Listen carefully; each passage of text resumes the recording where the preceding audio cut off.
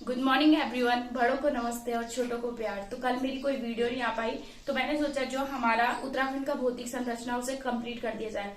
तो मैंने आपको परसों जो मैंने क्लास ली थी उसमें शिवालिक क्षेत्र तक बताया था। तो आज हमारा जो पांचवा है वो है हमारा देखने को मिलता है उत्तराखंड राज्य के कुछ प्रमुख दून देखने को मिलते हैं। ठीक है, तो दून में कौन कौन से आते हैं? तो उत्तराखंड में टोटल 7 दून देखने को मिलते हैं। कभी कभी पेपर में पूछ भी देते हैं कि कौन कौन से दून कौन से एरिया में पाए जाते हैं, तो ये मैंने लिख रखे। उत्तराखंड का सबसे बड़ा दून कौन सा देखने को मिलता है? तो देहरादून देखने को मिलता है, जो कि राज्य का सबसे बड़ा दून देखने को मिलता है। ठीक है, दूसरे नंबर पे कौन सा आता है? तो कोठरी। और तीसरा कौन सा आता है? तो चौखम दून देखने को मिलता है। कोठरी और चौखम कहाँ आता है? तो पौड़ी गढ़वाल में देखने को मिलता है। चौथे नंबर पे कौन सा आता है? तो कोटा दून देखने को मिलता है। और पांचवें नंबर पे कौन सा आता है? तो पाटली दून देखने को मिलता है। कोटा दून और पाटली दून नैनीताल जनपद में देखने को मिलते हैं। छठवें नंबर पे कौन सा आता है? तो पांचवा दून देखने को मिलता है, जो कि देहरादून जनपद में देखने को मिलता है। और सातवें नंबर पे कौन सा आता है? तो पूर्वी दून देखने को मिलता है, जो कि कहाँ देखने को मिलता है? चंपावत जनपद में देखने को मिलता है। तो अब यहाँ पे हमने दून घाटी पढ़ लिया था। दून घाटी के बाद आता है हमारा लघु हिमालय देखने को मिलता है। लघु हिमालय को क्या कहा जाता है? सैंडविच पहाड़ी के नाम से भी जाना जाता है, जो कि किसने के रखा है? एस सी खड़गवाल जी ने के रखा है। सैंडविच पहाड़ी क्यों कहा जाता है? क्योंकि ये ग्रेट हिमालय और शिवालिक के बीच में आता है मध्य हिमालय, तो उसे इसलिए इसे क्या कहा जाता है? तो सैंडविच पहाड़ी के रूप में कहा जाता है, या इसे क्या कहा जाता है? संरचनात्मक खिड़की के रूप में भी जाना जाता है। तो ये क्या था? इसे लघु हिमालय या मध्य हिमालय के रूप में जाना जाता है। ये क्या है? उत्तराखंड के 9 जनपदों में देखने को मिलेगा आपको। कहाँ कहाँ पे? तो चंपावत हो गया, नैनीताल हो गया, अल्मोड़ा हो गया, चमोली हो गया, पौड़ी गढ़वाल हो गया, रुद्रप्रयाग हो गया, टिंडी हो गया, उत्तरकाशी और देहरादून जनपद में देखने को मिलता है। ये इसकी जो ऊंचाई होती है कितनी देखने को मिलती है? तो 1200 से लेकर 4500 मीटर तक की ऊंचाई देखने को मिलती है। ठीक है, यहाँ पर क्या है? इसमें भी जीवाश्म पाए जाते हैं। यहाँ पर क्या होता है? जीवाश्म का बिल्कुल अभाव पाया जाता है।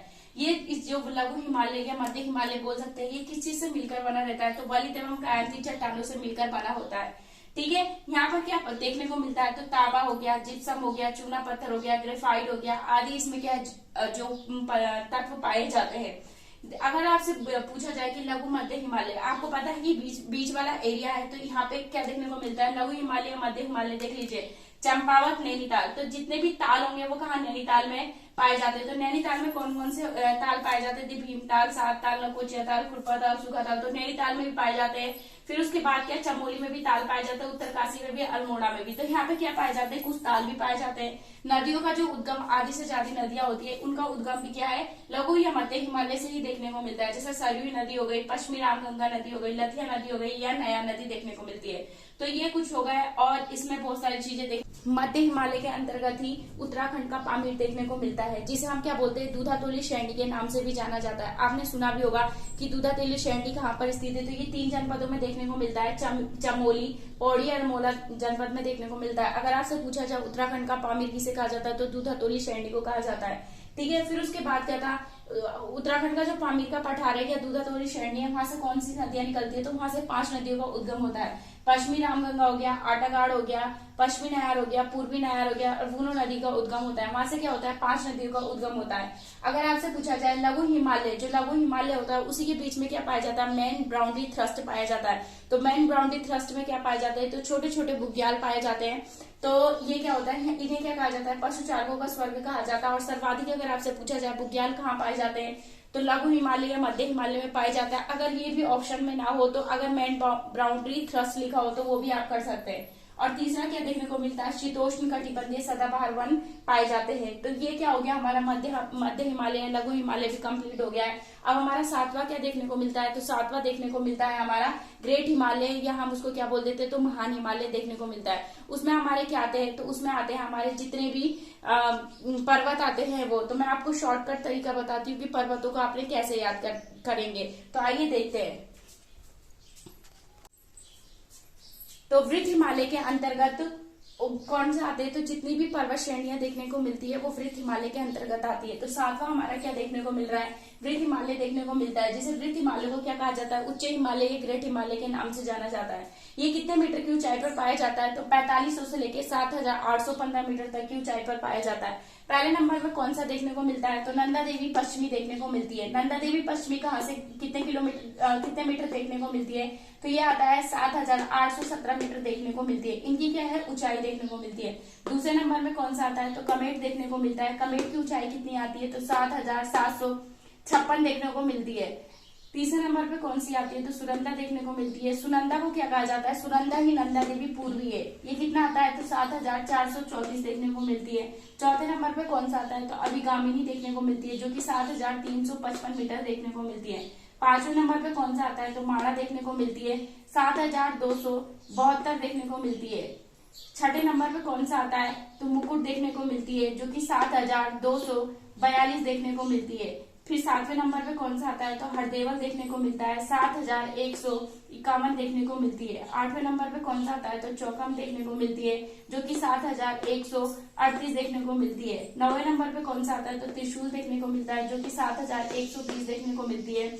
और 10वें नंबर पे कौन सा आता है, तो माणा सेकंड देखने को मिलती है, जो कि 7052 देखने को मिलती है। तो ये क्या हो गए हमारे जो मोस्ट इंपोर्टेंट 10 पर्वत श्रृंखलाएं हैं वो मैंने बताई है। ये सारी की सारी कहाँ पाई जाती है, तो चमोली जनपद में देखने को मिलती है। पर जो हरदेवल है ये चमोली और पिथौरागढ़ जनपद में देखने को मिलते हैं। तो अगर आपसे पूछा जाए सर्वाधिक पर्वत श्रृंखला कहाँ देखने को मिलती है, तो चमोली जनपद में देखने को मिलती है। ये आप अपने माइंड में फिट कर लीजिएगा।